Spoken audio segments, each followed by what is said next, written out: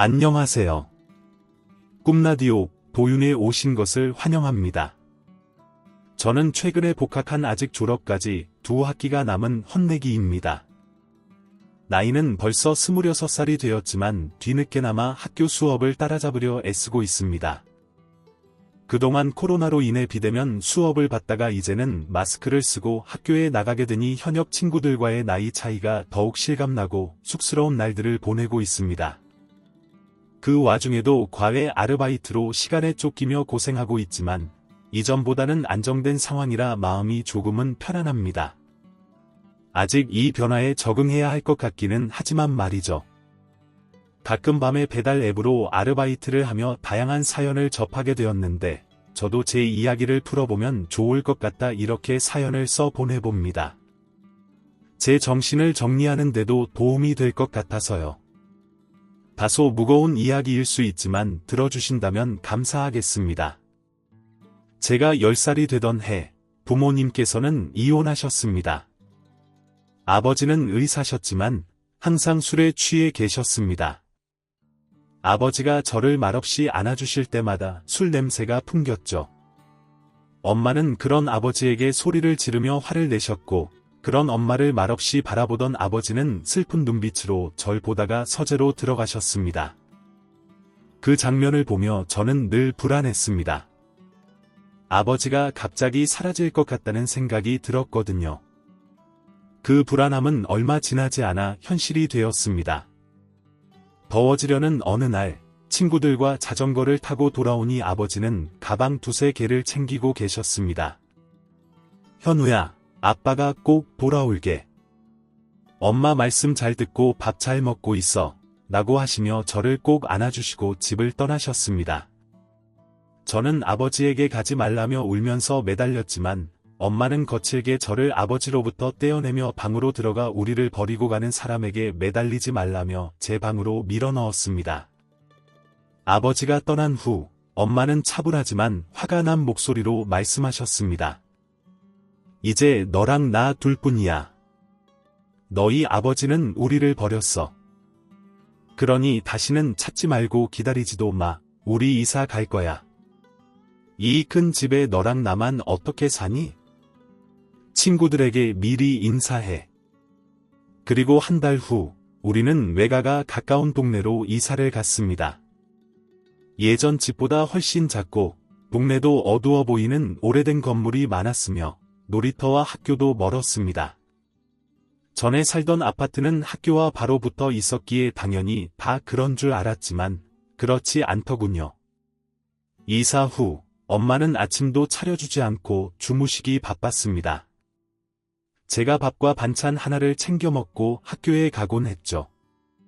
학교에서 돌아오면 엄마는 없어서 저녁은 주로 외할머니가 차려주셨는데 외할머니는 저를 귀찮아하는 듯 보이셔서 눈치를 보며 지내야 했습니다. 거의 매일 늦게 술에 취해 들어온 엄마는 진한 화장과 함께 화장품과 술 냄새를 풍기며 너희 아버지 같은 인간 만나서 내 인생 망쳤어. 나쁜 인간이라고 한탄하셨습니다. 그런 말을 들을 때마다 저도 엄마를 망치게 된 것 같아 속상하고 제 존재에 대해 부정적인 생각을 하게 되었습니다. 제가 도망칠 수 있는 곳은 만화와 책이었습니다. 그 속에서는 재미있는 일들 뿐이었고 뭐든지 제 상상으로 만들 수 있었으니까요.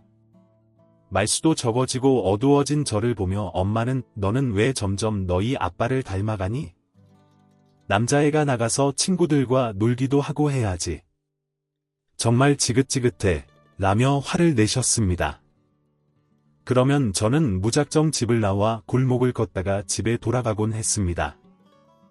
그 사이 엄마는 외출 준비를 하시고는 1만 원짜리 한 장을 내밀며 먹고 싶은 거 사 먹어라 며 나가버리셨습니다.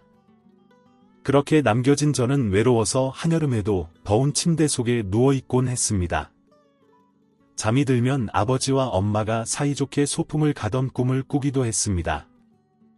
꿈에서 깨면 어두컴컴한 방을 둘러보며 울기도 많이 울었습니다. 그때마다 절 보러 오지 않는 아버지에 대한 원망은 더 커졌습니다. 왜 나를 버렸을까? 내가 무슨 잘못을 했지? 내가 없어지면 엄마가 날 찾을까? 라는 생각들이 저를 더 우울하게 만들었습니다. 중학생 시절, 조용하고 어두운 제가 반 아이들에게 가까이 가기 어려웠습니다. 성적이 나쁘진 않았지만 잘 웃지 않아서 반에서 있는 듯 없는 듯 지냈습니다. 엄마는 문제를 일으키지 않는 저에게 크게 관심이 없으셨습니다. 엄마는 무슨 일을 하시는지는 모르겠지만 항상 바쁘셨습니다. 저와 마주치거나 같이 밥을 먹는 시간은 일주일에 두세 번뿐이었기에 엄마는 제 상황을 모르셨을 수도 있습니다. 저도 엄마에게 조르거나 털어놓지 않았습니다. 가끔 마주치는 엄마는 너희 아빠가 혹시 연락 오면 절대 안 만난다고 알아서 라며 말씀하셨기에 나쁜 아빠 때문에 힘든 엄마를 저까지 힘들게 할 수 없다고 생각했습니다. 그래서 공부하지 않는 시간에는 만화를 보고 그림을 그리고 책을 보며 시간을 보냈습니다. 그러던 어느 날 제게도 첫사랑이 찾아왔습니다. 중학교 3학년이 막 시작되었을 때 전학 온 여학생이 제 옆자리에 앉게 되었습니다. 3교시가 끝날 무렵 그 여학생이 제게 너 눈이 참 예쁘다. 무슨 남자애가 속눈썹이 그렇게 길어? 엄마 닮았니? 라고 물어봤습니다. 누군가 저에게 칭찬을 한 게 너무 오랜만이라 당황해서 고개만 끄덕였는데 그 아이는 깔깔 웃으며 너 되게 부끄럼쟁이구나 라며 저를 계속 바라보았습니다. 그 순간 제 심장이 쿵쾅거리고 얼굴이 붉어지는 게 느껴졌습니다. 그날부터 우리는 조금씩 대화를 시작해 어느새 함께 떡볶이도 먹고 영화도 보고 햄버거도 먹으며 친구가 되었습니다. 지연이는 싹싹하고 활발해서 선생님들과 반 친구들에게 인기가 많았고 덕분에 저도 그들 속에 자연스럽게 섞일 수 있었습니다. 그렇게 저는 조금 밝아졌습니다. 친구의 이름은 지연이었는데 그 친구와 함께라면 뭐든 신나고 잘할 수 있을 것 같았습니다. 우리는 고등학교도 같이 가자고 약속했고 실제로 같은 고등학교에 진학했습니다. 지연이는 성적이 좋지 않았지만 저와 함께 공부하며 성적이 올라갔고 저에게 고마워. 내가 이 은혜는 평생 갚을게. 진짜 너는 나중에 선생님 되라 라며 저를 치켜 세워주었습니다. 그런 지연이가 좋았습니다. 지연이 덕분에 마음 붙일 곳이 생긴 저는 성적도 더 좋아졌습니다. 엄마는 제가 좋아진 성적을 보면서도 별다른 말이나 칭찬은 하지 않으셨습니다. 중학교 때부터는 2주에 한 번씩 주시는 용돈만 조금씩 올려주셨을 뿐입니다. 그래도 엄마는 용돈을 항상 부족하지 않게 챙겨주셨습니다. 덕분에 지연이와 학교 밖에서 만나 놀 때도 넉넉하게 지낼 수 있었습니다. 지연이는 대학도 함께 가자며 저를 조르곤 했습니다. 우리는 함께 열심히 공부하며 서로의 부족한 부분을 채워주며 성적을 올리기 위해 노력했습니다. 그 결과 우리는 바라던 대학에 함께 합격했고 각자 원하는 과에 진학하게 되었습니다. 그렇게 우리는 원하는 것을 얻었다고 생각했습니다. 그러나 우리의 바람은 오래가지 못했습니다. 제가 대학에 들어가고 얼마 후 엄마가 서류를 내미시며 사인하라고 하셨습니다. 대출이라는 글자가 적혀 있어서 이게 뭐예요? 라고 여쭤보니 별거 아니야. 사인이나 해 라고 하셔서 사인한 적이 있었습니다. 그런데 그 대출금을 엄마가 갚지 못하셨는지 북쪽 전화가 와서 상담원에게 물어보니 3천만 원 대출을 받으셔서 3개월만 납부하고 그 뒤로 계속 미납되었다며 갚지 않으면 신용불량자가 된다고 했습니다. 엄마에게 전화를 걸어 어떻게 된 일이냐고 여쭈어 보니 미안하다. 그런데 어쩌겠니? 여자 혼자 자식 키우느라 그런 거야. 너도 이제 돈 벌 수 있으니까 좀 갚아줘. 이번 달 거는 내가 어떻게든 넣어볼게. 다음 달부터는 부탁 좀 할게 라며 전화를 끊으셨습니다. 어쩔 수 없이 저는 아르바이트를 시작해야 했습니다. 그로 인해 지연이와는 시간을 보내기가 어려워졌습니다. 매달 대출금을 갚기 위해서는 닥치는 대로 일을 해야 했습니다. 서빙, 고깃집, 불판, 청소, 설거지 등 구인이라고 붙은 거의 모든 곳에서 아르바이트를 했습니다. 엄마가 더 이상 용돈을 주지 않으셔서 제 용돈도 벌어야 했습니다. 지연이는 제 상황을 이해하면서도 함께하지 못하는 것에 아쉬워했습니다. 다른 곳에서 시간을 보내다가 제가 일하는 곳에서 기다려주곤 했습니다. 고마웠지만 미안해서 그러지 말라고 하면 난 너를 만나야 하루가 끝난 것 같아. 그러니까 그냥 냅둬 라고 활짝 웃으며 말했습니다. 그러던 중과 선배가 야, 너 과외 안 할래? 너 성적도 좋고 잘할 것 같아서 내가 하던 건데 군대 때문에 그만두게 됐어. 5군데 되는데 수학 과외야. 할래? 라고 제안했습니다. 저는 얼른 하겠다고 했습니다. 과외 아르바이트는 전에 하던 일들보다 몸도 편하고 보수도 좋았습니다. 그러다 보니 일주일에 한 번 정도는 전처럼 지연이와 시간을 보낼 수 있었습니다. 그렇게 1년을 했지만 남은 빚이 있어 다음 학기 등록금을 낼 수 없었습니다. 결국 휴학을 선택했고 과외 아르바이트를 더 늘려서 빚을 다 갚았습니다. 낮에는 다른 아르바이트를 했습니다. 지연이는 학교를 혼자 다니면서 재미가 없다며 가끔 울상을 지었지만 그래도 잘 지내는 것 같았습니다. 그런 말을 들으면 저는 얼른 학교로 돌아가기 위해 더욱 노력했습니다.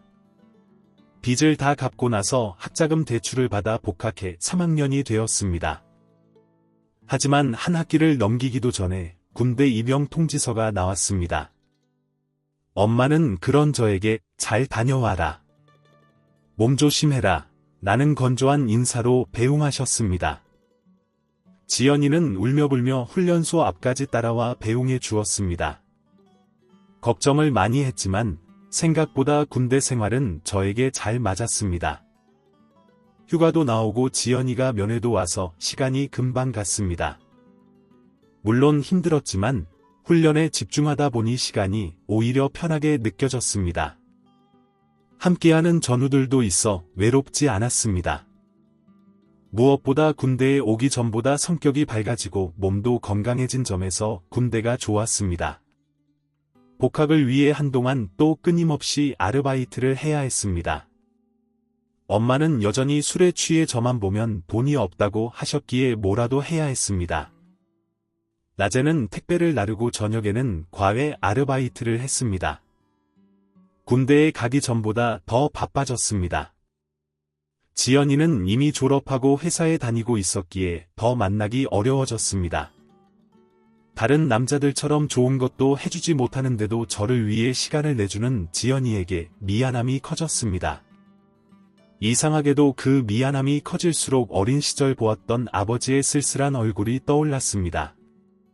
어떤 것으로도 채워지지 않을 것 같은 그 허망한 눈빛이 떠오르고 나면 저를 버리고 가서 다시는 찾지 않았던 그 원망도 함께 떠올랐습니다. 오랫동안 그리워하고 기다렸지만 오지 않았던 아버지를 미워하는 마음은 생각보다 커서 가끔 가슴이 답답할 정도였습니다. 그럴 때는 운동을 격하게 하거나 괜히 청소를 하면서 마음을 달래곤 했습니다. 엄마는 가끔 함께하는 식사 시간에도 저를 물끄러미 바라보다가 진짜 너희 아버지랑 똑같구나. 다른 아들들은 엄마 걱정도 하고 챙기기도 한다는데 넌 어떻게 군대까지 다녀온 애가 엄마가 뭘 하는지, 돈은 부족하지 않은지 궁금해하지도 않니? 너도 먹고 살 만해지면 이 엄마 두고 떠나겠지. 그 씨가 어디 가겠니? 내가 힘들게 돈 벌어서 헛짓거리 하는 거지. 학교는 다시 다닐 거니? 뭐 공부 중요한 것도 너희 아빠 닮았네. 내가 미친년이지, 저걸 왜 낳아서 이 고생일까? 라며 낮은 목소리로 저를 비난하시곤 했습니다. 둘이 먹건 외할머니, 외할아버지와 함께 식사하건 상관없이 엄마는 그 특유의 짜증 섞인 얼굴로 저를 비난하고 나면 곧바로 자신의 신세 한탄을 이어갔습니다. 나는 결혼만 안 했어도 유명 배우가 되었을 사람인데 그 거지 같은 인간 만나서 애를 낳고 이 모양 이 꼴로 산다. 그 인간은 나를 이렇게 만들었으면 책임을 끝까지 져야 했는데 아주 나쁜 인간이다. 다른 남자를 만나 팔자를 고쳐보려고 해도 애 딸린 여자는 다들 손살에 친다. 자식 없이 나만 있었으면 나는 진작 사모님 소리 들으며 새 인생 살았을 거다. 그러니 나한테 잘해라. 등등 어린 시절부터 귀에 딱지가 앉을 정도로 들었던 이야기들을 반복했습니다. 그나마 외할아버지와 외할머니가 계시면 저는 조용히 자리를 피할 수 있었지만 저 혼자 있을 때 그러시면 자리를 피하지도 못하고 끝날 때까지 계속 들어야 했습니다. 그렇게 한바탕 저에 대한 비난과 엄마의 신세 한탄을 듣고 나면 가끔은 진짜로 제가 세상에서 사라져버리면 얼마나 좋을까 하는 생각을 했습니다. 그러고는 그 슬픈 얼굴의 아버지를 떠올리고 깊이 미워했습니다. 그것밖에는 방법이 없었으니까요. 외할아버지와 외할머니도 엄마와 같은 생각인지 저를 위로하시거나 불쌍해하지 않으셨기에 저는 그런 식으로 제 마음을 위태롭게 두었습니다. 그러다 복학을 위해 모아둔 통장을 엄마가 보셨는지 이번만 나 이거 주고 다음 학기에 복학해. 이 집 전세도 올려야 하고 나도 돈 좀 필요하고 길바닥에 나앉을 순 없잖니 라며 돈을 요구하셨습니다. 사실 두 학기가 남았기에 세 개의 통장에 돈을 나누어 모아두고 있었고 그 통장은 그중 하나였기에 여유는 있었습니다. 하지만 저번에 제 명의로 받았던 신용대출이 생각나 선뜻 내밀지 못하겠더라고요. 그래서 쭈뼛거리고 있는데 별이 번쩍하는 게 느껴졌습니다. 지금 이까짓 게 아까워서 못 주니 이게 끝까지 널 책임진 이 엄마에 대한 보답이야. 어쩜 쪼아놓은 것도 제 아빠를 닮아서는 야 됐어 주지 마. 대신 너도 이제 이 집에서 먹고 쓰고 하는 돈 다달이 내 그동안 걷어먹고 살게 해주니 그게 당연한 줄 알지라고 하시는 겁니다. 엄마의 손찌검에 정신이 번쩍 난 것인지 아버지에 대한 미움이 엄마에 대한 분노로 발산이 된 것인지 뭘 얼마나 잘 먹이고 입히고 키웠다고 그래요. 대출도 내가 갚아줬잖아요. 나 그거 갚느라 죽을 뻔했어요. 휴학도 했잖아요. 나한테 애정도 안 주고 키웠으면서 다 크니까 돈은 탐이 나요. 맨날 밥 사 먹을 돈밖에 더 줬어요. 아침도 내가 일어나서 차려 먹었잖아. 다른 부모들은 자식한테 해주는 걸 당연하게 해줘요. 엄마나 그 사람이나 다를 게 뭐예요? 난 그 사이에서 생긴 최대 피해자일 뿐이잖아요라고 소리를 치고는 밖으로 나와버렸습니다. 소리를 치는 절 보며 놀란 엄마는 멍하니 보고 있더라고요. 마음을 진정시키기 위해 동네를 그저 무작정 걷다 지연이에게 전화를 했습니다. 마침 집으로 돌아가고 있다고 하기에 지하철역으로 마중을 갔습니다. 제 얼굴을 보더니 무슨 일 있어? 얼굴은 왜 이래? 라며 묻는데 그저 웃었지요. 지하철역 바로 앞에 있는 커피 전문점에 들어가 엄마가 있었던 일을 이야기를 하는데 눈물이 나더라고요. 그런 저를 지연이는 옆에서 위로해 줬습니다. 그러면서 이야기를 다 듣고 난 지연이는 차라리 아버지를 좀 찾아보는 게 어때? 어머니도 여태 그렇게 화를 내실 정도면 아버지를 찾아서 보상해달라고 해보는 것도 나쁘지 않을 것 같아라며 이야기를 하더라고요. 순간적으로 그래 볼까 싶었지만 겁이 났습니다. 찾은 아버지가 아직도 그런 슬픈 눈으로 저를 바라볼 생각을 하니 숨이 막힐 것 같았기도 했고요. 그래서 어떻게 찾아 너무 어릴 때 헤어져서 이름 말고는 기억도 안 나 하고는 웃어버렸습니다. 25살이나 먹었어도 아버지라는 이름 앞에서는 아직도 10살인 그때로 돌아가는 느낌이었거든요. 집으로 돌아가 엄마가 보았던 통장을 식탁 위에 올려놓고 잠이 들었습니다. 비밀번호와 체크카드도 함께 놓았죠. 다음 날 아침 웬일로 식탁에 밥이 차려져 있더라고요. 다 먹는 동안에도 엄마는 나와보지 않으셨습니다. 설거지까지 다 해놓고 출근을 하고 아무 일도 없었다는 듯 다시 일을 했습니다. 그날 저녁 과외를 하던 한 학생이 선생님 제 친구 중에 공부 잘하는 애가 있는데 조금 부족한 부분만 채우고 싶다고 3개월만 과외해 줄 수 있냐고 묻는데 어떠세요? 라고 묻기에 얼른 그러라고 하라고 했죠. 학생의 전화번호를 받고 통화를 하는데 요즘 아이들답지 않게 예의도 바르고 본인이 어떤 부분이 어려운지도 정확히 알고 있더라고요. 그리고 학생 어머님과 통화를 하는데도 말투가 교양도 있으시고 친절하신 게 좋으셨습니다.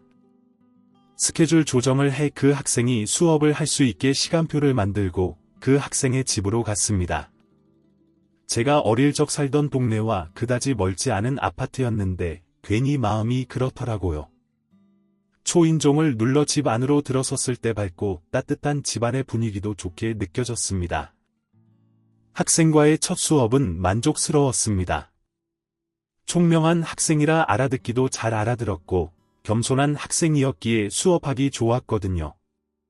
학생의 어머님이 챙겨주신 간식은 정갈했고 맛도 좋았습니다. 직접 만드시는 거라며 학생이 자랑스러워하더라고요. 아직 중1밖에 안 되었는데도 자신이 하고 싶은 말을 또박또박 하는 모습이 귀여웠습니다. 문득 제 어린 시절이 생각나 부럽기도 했고요. 내가 이런 집에서 자랐다면 어땠을까 하는 막연한 생각이 들 정도로 학생과 학생 어머님 집안의 분위기가 참 좋았습니다. 수업이 끝나고 학생 어머니께 수업이 어땠는지 설명을 드리고 앞으로 어떤 부분을 중점으로 수업을 하게 될 건지 설명을 드리고 자리에서 일어나려는데 학생 아버님이 퇴근해 들어오셨습니다. 학생 어머니께서 오늘부터 오시는 과외 선생님이세요. 저희 애기 아빠세요라며 인사를 시켜주셔서 안녕하세요 김종훈이라고 합니다. 앞으로 잘 부탁드리겠습니다라고 인사를 하고 고개를 들어 학생 아버지의 얼굴을 보는데 저는 그 자리에서 얼어붙는 줄 알았습니다. 그토록 미워하던 아버지가 그 자리에 서 계시더라고요. 어둡고 슬퍼 보였던 그 얼굴이 아니었지만 분명 아버지셨습니다. 밝게 웃고 계셔서 하마터면 못 알아볼 뻔했지만 아버지셨습니다. 제가 놀라자 아버지도 제 이름을 듣고 아신 것인지 함께 놀라시더라고요. 그 자리에서 제가 어떻게 해야 할지 몰라 당황하고 있는데 종훈아라며 제 이름을 부르시더라고요. 숨고 싶었습니다. 학생과 학생 어머니가 보지 않는 곳으로요. 제가 다음 학생 수업 시간이 다 되어서요. 그럼이라는 말을 남기고는 그 집에서 서둘러 나왔습니다. 다음 학생 집으로 이동을 하면서도 머릿속이 빙빙 도는 것 같았습니다. 거기가 아버지가 사는 집이라니 엄마가 나를 버리고 그렇게 따뜻한 집에서 그렇게 웃으며 잘 살고 있었다니 그런 생각이 들자 온몸이 덜덜 떨릴 정도로 추워지더라고요. 세상에 저 혼자 남아 태풍과 싸우는 기분이었습니다. 그날 밤 집으로 돌아와 지연이와 통화를 하며 오늘 있었던 일에 대해 이야기를 했습니다.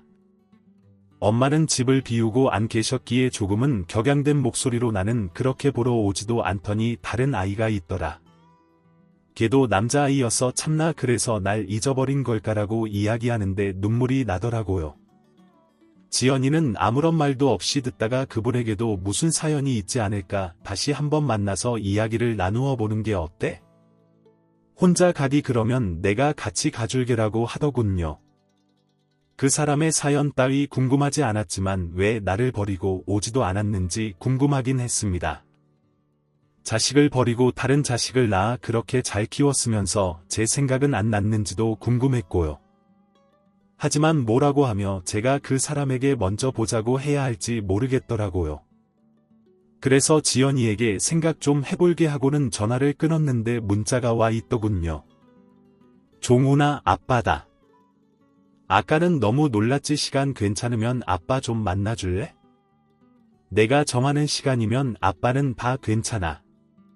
아빠는 아직도 그 동네에서 병원을 하고 있어 그쪽으로 와도 좋다라는 메시지였습니다. 15년을 버려놓았다가 이제 와서 이렇게 구는 것이 이해가 가지 않았습니다. 지연이 말처럼 혹시나 무슨 일이 있었던 건 아닐까 하는 생각이 들기도 하더군요. 그래서 지연이와 그 사람을 만나기로 했습니다. 혼자서는 도저히 갈 엄두가 안 나더라고요. 약속 장소에 나가보니 그 사람은 먼저 와 기다리고 있었습니다. 마스크를 꼈는데도 한 번에 아버지인지 알겠더라고요. 지연이도 저분이라며 단번에 알아볼 만큼 저와 닮은 얼굴이었으니까요. 자리에 앉으며 저랑 오랫동안 만난 친구예요. 졸업하면 결혼하려고요. 그래서 겸사겸사 데리고 왔어요라며 지연이를 소개했습니다. 그러자 환히 웃으며 그래요. 고마워요. 나와줘서라는 그 사람의 얼굴을 보니 울분이 느껴졌습니다. 그렇게 웃으실 줄도 아시네요. 제 기억엔 그런 표정이 없는데라고 말하는 저를 본 그 사람은 그때는 아빠가 많이 힘들었어. 미안했다. 그래 잘 지냈니? 학교도 좋은 곳으로 갔더구나. 군대는 잘 다녀왔고라며 마치 좋은 아버지가 아들을 걱정하듯 물으시더라고요. 그런 그 사람의 모습을 보자니 미움과 원망이 마음속에서 똘똘 뭉쳐서 단단한 덩어리가 되는 것이 느껴졌습니다. 그 덩어리로 저 사람을 어떻게든 아프게 하고 싶다는 생각을 했죠. 갑자기 그게 왜 궁금하세요? 10살짜리 아들을 버리고 보러 오지도 않으셨잖아요. 다른 분 만나시느라 바쁘셨어요? 새 아들이 태어나니 저 같은 건 안중에도 없으셨어요. 엄마는 그렇다 쳐도 저는 챙기셨어야 하는 거 아니에요. 잘 지냈냐고요? 제 꼴을 보세요. 잘 지낸 것처럼 보여요라며 그 사람에게 냉소적으로 말을 했습니다. 그러자 그 사람은 그랬구나. 미안하다. 그래 아빠가 무심했지라고 하시는데 아빠 소리가 되게 자연스러우시네요. 저는 너무 생소한데 앞으로 과외는 못할 것 같아요. 그리고 다시는 이렇게 만날 일도 없고요. 앞으로도 지금까지 그랬던 것처럼 서로 없는 사람으로 생각하며 살아요라고 하고는 그 자리에서 일어나 나와버렸습니다. 지연이는 인사를 하며 저를 따라 나오면서 아무 말 없이 제 팔을 꼭 잡아주더라고요. 얼른 그 자리를 벗어나고 싶었기에 그런 지연이의 손을 잡고 거의 뛰듯이 나와 택시를 탔습니다. 동네로 가주시라고 기사님께 말씀을 드리고는 흑흑 소리를 내며 울었습니다. 그분 아버지는 제가 말을 하는 동안 그때의 그 슬픈 표정으로 돌아가 있더라고요. 나라는 존재는 아버지를 그렇게 슬프게만 하는 존재라는 게 속상했습니다. 행선지에 도착해 택시에서 내려 버스 정류장에 앉아 한동안 멍한 있었습니다. 그런 제 곁에서 말없이 있어주던 지연이는 그런데 너희 아버지 널 바라보시는 게 되게 사랑스러운 눈빛으로 보시던데 널 잊고 살았다고 하기엔 너무 사랑스럽게 보셔서 좀 놀라서라고 하는데 그 부분에서 저도 공감을 했습니다. 하지만 그런데도 저를 찾지 않은 사실이 달라지지 않으니 뭐 크게 동요되지도 않았죠. 배가 고프다는 지연이를 데리고 가 밥을 먹고 집으로 돌아와 침대에 눕는데 그 어떤 하루보다 길었고 고된 하루를 보낸 것 같이 느껴졌습니다. 그렇게 멍하니 있다. 잠이 들었다가 일어나 보니 출근 시간이더군요. 휴일을 그렇게 보내 아쉬운 마음이 가득한 아침이었습니다. 그렇게 저는 다시 제 일상으로 아무렇지도 않게 돌아갔습니다. 며칠 후 그 학생의 어머니가 전화를 하셨더라고요. 받을까 받지 말까 고민을 하다가 전화가 끊겼습니다. 그 후로도 전화는 2번이 더 울렸고 3번째 벨이 울릴 때 저는 못 이기는 척 받았습니다. 여보세요라고는 아무 말도 하지 않으시기에 할 말이 없으시면 끊겠습니다라고 했더니 선생님 성함 보고 아이 아빠에게 말을 할까 말까 했지만 혹시나 싶어 말하지 않았어요. 동명이인일 거라고 생각했고요. 그런데 집에 들어서는데 어쩌면 가능하겠다 싶어 아이 아빠에게 야간 진료 보지 말고 얼른 오시라고 한 거예요라고 하시더라고요. 그럼 저를 찾길 원하셨다는 건가요?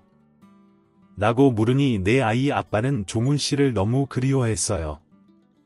저희 아이를 보면서도 종원 씨도 그랬다며 많이 이야기했거든요라고 하시는데 믿을 수가 없더군요. 그런데 왜 여태 한 번도 찾지를 못하셨대요? 라고 묻자 종훈 씨 정말 몰라요. 어머니한테 계속 양육비를 보내면서 종훈 씨 보여달라고 했는데 어머니가 아이가 혼란스러워한다면서 안 보여준 거. 그러면서 양육비 끊으면 알아서 하라고 돈이나 더 내놓으라고 하시는 바람에 제가 원망도 많이 했어요라는 겁니다. 양육비요라고 되물으니 몰랐군요. 그럴 수 있죠. 종훈 씨도 아이였으니까 종호 씨 아버지 그간 편하게 살지 못했어요. 어머님이 만드신 그 빚을 작년에야 다 갚았고 종호씨 양육비도 보내야 했고 우리도 먹고 살아야 했으니까요. 그래서 나도 오래돼서 처음으로 전업주부라는 거 하고 있어요라고 하시더라고요. 빚이요? 우리 엄마가요라고 물으니 그것도 몰랐나요? 어머님이 아버님 명의로 사업을 한다며 빚을 엄청 만들었어요. 한 20억 정도. 그러고도 다른 남자까지 만나 이혼하신 걸로 알고요. 아버지는 그 빚을 갚느라 힘이 들면서도 종우 씨를 만나려고 양육비를 점점 더 보내셨고요. 그런데도 한 번을 안 보여주더라고요. 그래서 제가 보내지 말아버리라고 한 적도 있어요.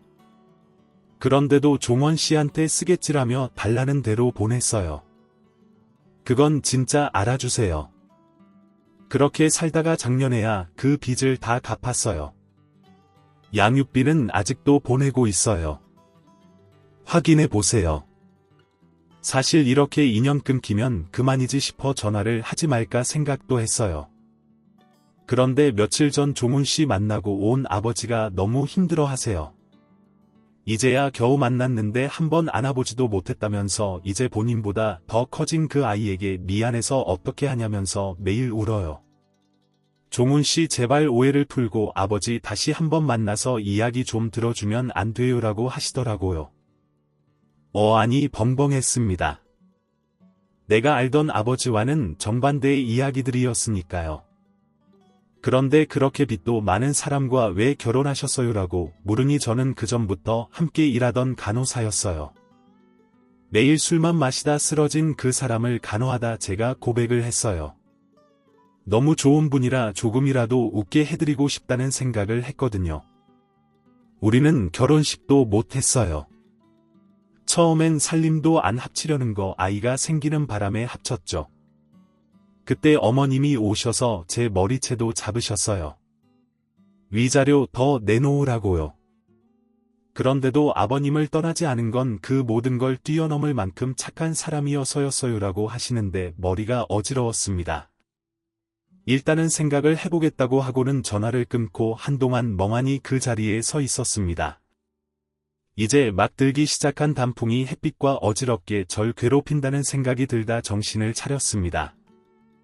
그날 하루를 어떻게 보내는지 모르겠습니다. 그날 저녁 집으로 가 엄마를 기다렸습니다. 새벽 2시쯤이 되자 문을 열고 들어오는 엄마에게 엄마 아버지한테 양육비 받은 통장 어디 있어요라고 물었더니 깜짝 놀라 저를 보더군요. 진짜 받았구나 그래놓고 그동안 나 키우기 힘들다고 그렇게 나를 구박하고 그랬구나 그럴 거면 날 그냥 아버지한테 보내지 그랬어요. 돈 때문에 못 보냈구나. 아버지랑 나는 엄마한테 그저 돈이었구나. 그래서 아버지 그렇게 망하게 해놓고 이혼했으면서 뻔뻔하게 날 그런 식으로 키웠구나라고 소리를 치니 술 냄새를 풍기며 놀란 듯 보이던 엄마는 그래서 뭐 내가 배우로 성공만 했어 봐 그까짓 돈 별것도 아니야. 참나 별것도 아닌 걸 가지고 이리 소란이야. 그래서 내가 널 굶겼어. 너 옷도 사 입히고 다 했잖아라며 오히려 기세가 등등의 큰 소리를 치더라고요. 앞으로 양육비 받지 못하실 거예요. 아버지 이제 그만 좀 놔주세요라고 했더니 갑자기 돈을 왜 끊어? 너가 뭔데 돈을 받아라 말아야 너가 뭐야라며 달려들어 저를 마구 때리다가 혼절하셨습니다. 너무 놀라 119에 신고를 했고 곧 구급대원들이 정신을 잃은 엄마를 병원으로 모시고 가셨습니다. 저 역시도 같이 갔죠. 눈물도 안 날 만큼 모든 상황이 꿈인 것 같았습니다. 아버지와 사시는 그분이 챙겨주셨던 간식이 갑자기 떠오르더군요. 제 현실이 더 비참하게 느껴져 속상했습니다. 병원에 실려가서도 정신을 차리지 못하신 엄마는 각종 검사를 받게 되었습니다. 그러다 응급실에서 병실로 옮겨져 그 다음 날도 집으로 가지 못하셨습니다. 정신을 차린 엄마는 집에 가겠다고 하셨지만 이 부분에 종양이 보이는데 악성인지 아닌지 보셔야 해요. 그동안에도 정신을 잘 잃으셨어요. 아프셨을 텐데 왜 이제야 병원에 오셨어요라는 의사 선생님의 말에 잠잠해지더군요. 외할머니께 연락을 했는지 외할머니가 오셔서는 아이고, 내 새끼 이게 무슨 일이냐 오시는데 엄마와 한통 속인 것 같아서 보기 싫었습니다. 그런 두 분을 뒤로 하고 집으로 와 엄마 통장이나 이런 걸 찾아 은행으로 가 찍어보았지만 진짜 한 푼도 없더군요. 하다못해 보험도 없었습니다. 그러면서 처음 열어본 엄마의 옷장은 명품 옷으로 가득하더군요. 가방이며 귀금속도 엄청나고요. 이런 것들과 저를 바꾸고 아버지를 괴롭힌 거였더라고요. 이제는 제가 복학을 위해 모은 돈으로 엄마의 병원비를 해야 하는데 이 돈으로 얼마나 버틸 수 있을지 아득해져 왔습니다. 지연이 생각도 많이 났습니다. 이제는 우리 사이도 어째야 하나 싶기도 하고요. 그때 아버지에게서 전화가 오더라고요. 받고 싶지 않았지만 왠지 모를 부채감에 전화를 받았습니다. 엄마 아프다며 연락받았다. 놀랐지 걱정 마. 아빠가 알아서 할게 알았지라고 하시는데 눈물이 나더군요. 그걸 왜 아버지가 하세요? 그동안 그렇게 뜯겼으면 됐지 지금 함께 사시는 분한테 미안하지 않으세요라며 울며 말을 하니 미안하지 고맙고 그런데 엄마는 너를 낳아준 사람이지 네 그것만으로도 이유는 충분하다라고 하시는데 그냥 아무 말도 못하고 엉엉 울었습니다. 그간의 외로움과 그간의 서러움, 그간의 미움과 울분이 다 사라지는 것 같았습니다. 그렇게 한참을 우는 저의 목소리를 아무 말도 없이 들어주시던 아버지는 미안하다라고 하시며 사과를 하시더라고요. 아버지가 미안하실 일이 아니죠. 제가 죄송해요. 진작 찾아보지 못해서요라며 아버지께 다시 연락드리겠다고 하고는 전화를 끊었습니다. 아버지의 그 전화 한 통으로 제 인생이 달라지더군요. 저는 더 이상 우울하고 어두운 김종훈이 아니었습니다. 그간에 밝아지고 있다라고 생각하면서도 가지고 있었던 어두운 면이 다 지워지는 기분이었습니다. 엄마는 아버지의 도움으로 치료를 받으셨고 지금도 항암 중이십니다. 저는 엄마와 살던 집에서 나와 학교 근처에 투룸을 얻어 혼자 지내고 있고요. 지연이가 자주 와 청소하라며 잔소리를 하긴 하지만 그마저도 저는 행복합니다. 아버지와는 자주 전화도 하고 2주에 한 번 정도는 아버지 집에서 밥도 먹고 동생과 낚시도 가곤 합니다. 과외도 여전히 해주고 있고요. 새어머니는 그런 저에게 반찬이며 간식이며 직접 만들어주시곤 합니다. 엄마는 가끔 전화를 해 왜 돈을 안 주냐고 난리를 치시지만 다시는 돈은 없다고 말씀드립니다. 가끔 아버지가 조금씩 보내주시는 것 같긴 하더라고요. 그 부분은 엄마가 완치가 될 때까지 계속되지 않을까 싶습니다. 복학해 어버버거리며 따라가기 바쁘지만 그래도 다른 생활이 안정적이고 마음이 편해지니 행복하다는 생각이 자주 드는 요즘입니다. 누군가를 만나 가정을 이룬다는 게 참 어려운 일이고 지옥을 만들기도 천국을 만들기도 한다는 생각을 합니다. 그런 면에서 저는 지연이를 만난 게 정말 다행이라는 생각도 하죠. 아직 먼 이야기이긴 하지만 꼭 지연이와 결혼해 아버지와 새어머니처럼 행복하고 밝고 따뜻한 가정을 만들고 싶습니다. 엄마만 정신 차려주면 정말 완벽할 텐데 그 부분은 어떻게 풀어야 할지 앞으로 더 고민해 보겠습니다. 아버지께 더 당당한 아들이 되도록 노력할 거고요. 그간 못 쌓아온 부자의 정을 더 열심히 쌓아보려고요. 그러려면 짐이 되지 않게 저도 제 자리를 찾아야겠죠. 앞으로 더 열심히 밝고 씩씩하게 살라고 응원해 주시면 감사하겠습니다. 긴 이야기 들어주셔서 너무 감사합니다. 안녕히 계세요. 지금까지 사연 들어주셔서 감사합니다. 사연이 재미있으셨다면 구독과 좋아요를 눌러주세요. 감사합니다. 안녕히 계세요.